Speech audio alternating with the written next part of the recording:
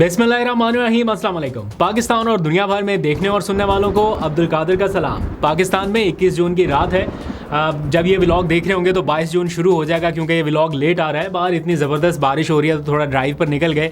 ऐसे बादल गरज रहे हैं, बरस रहे हैं जैसे इसराइल की फ़िज़ाओं में रात के टाइम ये ईरानी मिज़ाइल नहीं जाके गरजते बरसते, बिल्कुल वैसा माहौल है। वैसा माहौल नहीं, वैसी आवाज़ें आ रही हैं। एनीहाउ, मुल्क की मौजूदा सूरत हाल के हवाले से भी कुछ लेटेस्ट अपडेट्स हैं, जल्दी से आपको बता देता हूँ। फिर मिडल ईस्ट के हवाले से भी आलमी जरीदे, आलमी अखबार बड़ी बड़ी स्टोरीज़ लगा रहे हैं। मैं अभी वॉल स्ट्रीट जर्नल को देख रहा था, न्यूयॉर्क टाइम्स की कुछ खबरें पढ़ी हैं तो पता चला है कि सुप्रीम लीडर आयतुल्ला खामनेई ने अपने कम्युनिकेशन के जो ज़राए हैं उन्हें बहुत ही महदूद कर दिया, बल्कि वहाँ पर तो लिखा गया है कट ऑफ कर दिया गया है। उन्होंने अपने कम्युनिकेशन के जो तमाम ज़राए हैं उन्हें बंद कर दिया है और उन्होंने अपने 3 जानशीनों का फ़ैसला कर लिया है। मुमकिन तौर पर उनके जानशीन कौन हो सकते हैं, 3 नामों के ऊपर गौर हो रहा है। ये इस किस्म की खबरें आ रही हैं कि वो बंकर में चले गए हैं, क्योंकि उनकी जान को इस वक्त शदीद ख़तरा है। अभी कुछ दिनों पहले डोनाल्ड ट्रंप की जानिब से भी बताया गया था कि उन्हें इतनी आसानी से बाहर निकलने का मौका नहीं मिलेगा। और फिर जो एक और बड़ी खबर आज की मिडल ईस्ट के हवाले से फिर तफसील में बात करते हैं, और वो है कि इसराइली एजेंसी मोसाद के पकड़े जाने वाले जासूसों की तादाद अब बढ़ती जा रही है। और आज जो ईरानी जुडिशरी के सरबरा हैं, यानी हेड ऑफ ईरानी जुडिशरी, शायद उनके चीफ जस्टिस होंगे, उनके सामने उस जासूस को पेश कर दिया गया है। कुछ दिनों पहले आपको पता है कि जासूस को फांसी भी दी गई थी, और आज एक और जासूस को पेश कर दिया गया और उनसे कुछ बातचीत भी हुई है। उसके विजुअल्स, उसकी तस्वीर जो हैं वो जारी कर दी गई हैं। तो इन सारे मामलों के ऊपर तफसील से बात करते हैं। कतर, ईरान, सऊदी अरब और यूरोपीय ममालिक, ये सारे मिलके इस टाइम क्या कर रहे हैं, ज़रा एक एक करके बात करेंगे। पहले ज़रा सा आ जाइए इंटरनल सूरत हाल के हवाले से आपको लेटेस्ट अपडेट्स बता देता हूँ। आज के दिन पाकिस्तान तहरीक इंसाफ के लिए बैक टू बैक कुछ रिलीफ मिले हैं, जहाँ ये बहुत बड़े बड़े रिलीफ नहीं है, लेकिन फिर भी ऐसा है कि अदलिया से कोई अच्छी खबर आ पाना पीटीआई के लिए इन दिनों में बड़ा मुश्किल हो रहा था। तो अभी आज ही के दिन जो खबरें आई हैं बैक टू बैक, वो मैं आपके सामने रख देता हूँ। पहली सबसे बड़ी ब्रेकिंग जो पीटीआई के लिए वो ये कि शाह महमूद कुरैशी साहब की 9 मई के मुकदमे में ज़मानत मंजूर हो गई है। जिस केस में वो गिरफ्तार थे, वो ज़मानत उनका मंजूर हो जाना, वो भी 9 मई के मुकदमे में, इन हालात में आफ्टर 26वीं तरमीम, ये बड़ा मुश्किल लग रहा था, लेकिन ये हुआ। इसको काफ़ी हलकों में डिस्कस किया जा रहा है कि आगे वे फॉरवर्ड के लिए शायद कोई रास्ता बन रहा है। But on the other hand ये भी फैक्ट है कि अभी उनकी रिहाई मुमकिन नहीं हो पाएगी, क्योंकि 7 और दरख्वास्तें अभी बाकी हैं। 7 और मुकदमात में उनकी ज़मानत की मंजूरी होना बाकी है। वो हो जाएगा, देन वो रिलीज़ हो पाएंगे। अभी मरहला शायद शुरू हुआ। मीनवाइल पीटीआई की जो टॉप टियर की और लीडरशिप है, for example chairman PTI barrister Gohar, फिर अपोजिशन लीडर उमर अयूब, फिर इस्लामाबाद की क़यादत पूरी, यानी तीनों एमएनएज जो फॉर्म 45 के अकॉर्डिंग एमएनएज हैं, लेकिन फॉर्म 47 के अकॉर्डिंग नहीं है।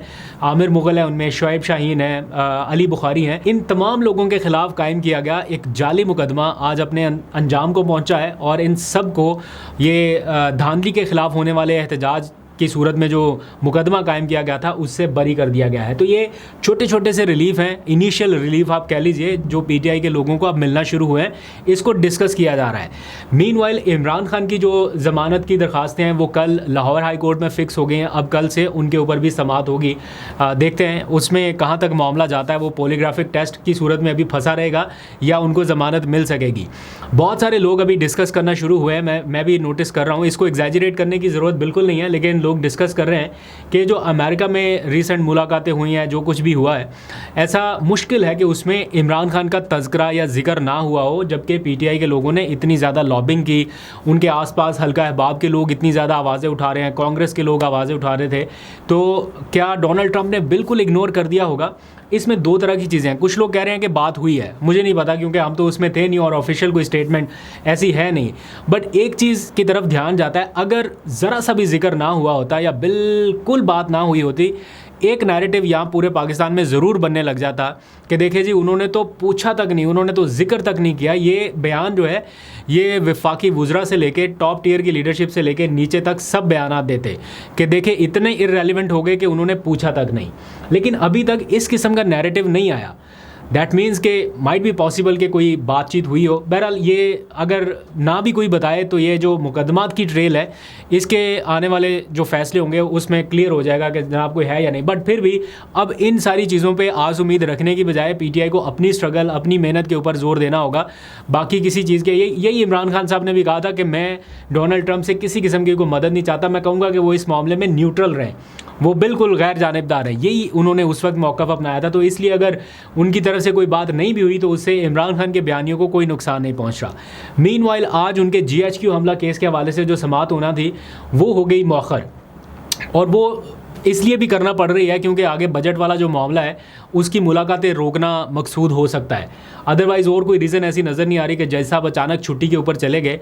तो जब तक ये बजट वाला मामला चल रहा है, पिछले व्लॉग में ज़रा 31 बोल गया था, वो भी जून का महीना, तो लोगों ने बताया कि 31 जून तो होता ही नहीं है। तो बहरहाल ये जुलाई के एंड तक कम से कम कोशिशें की जाएंगी कि मुलाकातें महदूद रखी जाएँ। देखते हैं इसका क्या रिज़ल्ट निकलता है। अब आ जाइए ज़रा एक और मामले की तरफ। ये जो डोनाल्ड ट्रंप को नोबेल इनाम वाला सारा सिलसिला शुरू किया, गवर्नमेंट ऑफ पाकिस्तान ने रिकमेंड कर दिया, तो अचानक से PMLN के जो पुराने ट्वीट्स हैं इनके वफाकी वुज़रा के, जिसमें इन्होंने ट्रंप को इमरान खान से तशबीह दी थी, ट्रंप को बहुत शिद्दत पसंद करार दिया था, कैपिटल हमला केस में उनको मरकज़ी मुलज़म बल्कि मुजरम पता नहीं क्या क्या कुछ करार दिया था, वो सारी ट्वीट्स अब एकदम से सामने आने लग गई हैं। तो वो सारे लोग बता रहे हैं कि जिस शख्स के बारे में ये कहा गया कि ये 9 मई की तर्ज पर कैपिटल हमला केस का मरकज़ी मुलज़म है, उसी को नॉमिनेट कर दिया इसके लिए, पीस प्राइज़ के लिए। तो हालात एक जैसे नहीं रहते, वक्त बदलता है और कुछ हालात, चीज़ें, बहुत सारा कुछ बदल जाता है। बहरहाल देखते हैं इसमें क्या होता है। अब आ जाइए ज़रा मिडल ईस्ट की कशीदा सूरत हाल पर थोड़ी बात कर लेते हैं। आपको पता है ईरान इसराइल हमले जारी हैं, और अमेरिका ने एक वॉल स्ट्रीट जर्नल रिपोर्ट के मुताबिक जो लेटेस्ट अपडेट्स है वो ये कि अपने B-2 तैयारे जो हैं वो फ्यूल टैंकर्स के हमरा रवाना कर दिया मिडल ईस्ट की जानिब। अब B-2 वही तैयारे हैं जो कि जिनके बारे में कहा जाता है कि ये अंडरग्राउंड कोई भी तनसीबात जो हैं, जौहरी तनसीबात, उनको तबाह करने की सलाहियत रखते हैं, जो कि इसराइल के पास नहीं है।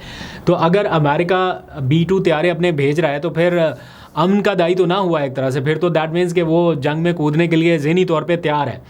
अभी फ़ैसला उन्होंने करना है, लेकिन ज़हनी तौर पर तो वैसे उनकी तैयारी हो चुकी है।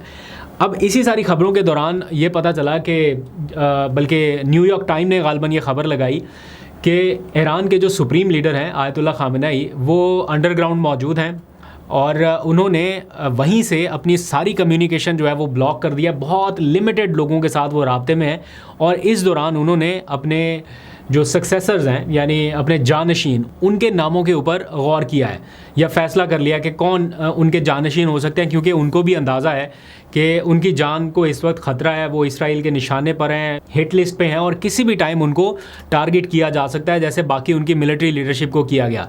तो ये ख़बरों के मुताबिक, अब मुझे नहीं पता कि अगर कोई बंदा बंकर्स में है, इतने तय खानों में छुपा हुआ है और उसने कम्युनिकेशन भी ब्लॉक कर रखी है अपनी, तो फिर अमेरिका में बैठे जर्नलिस्ट तक ये इन्फॉर्मेशन कैसे पहुँच गई कि उन्होंने जनाब अपने जानशीनों का फ़ैसला करना शुरू कर दिया। बहरहाल ये ख़बर मैंने पाकिस्तानी मीडिया पर भी देखी है, बाकी और आलमी जरीदों के ऊपर भी है। तो इसमें बताया जा रहा है कि 3 उलमा इकराम के नाम के ऊपर गौर किया जा रहा है। उनका अपना बेटा जिसका नाम मुज्तबा बताया जा रहा है वो भी आलिम दीन है, लेकिन उन्होंने उसका नाम इस बारे में नहीं सोचा।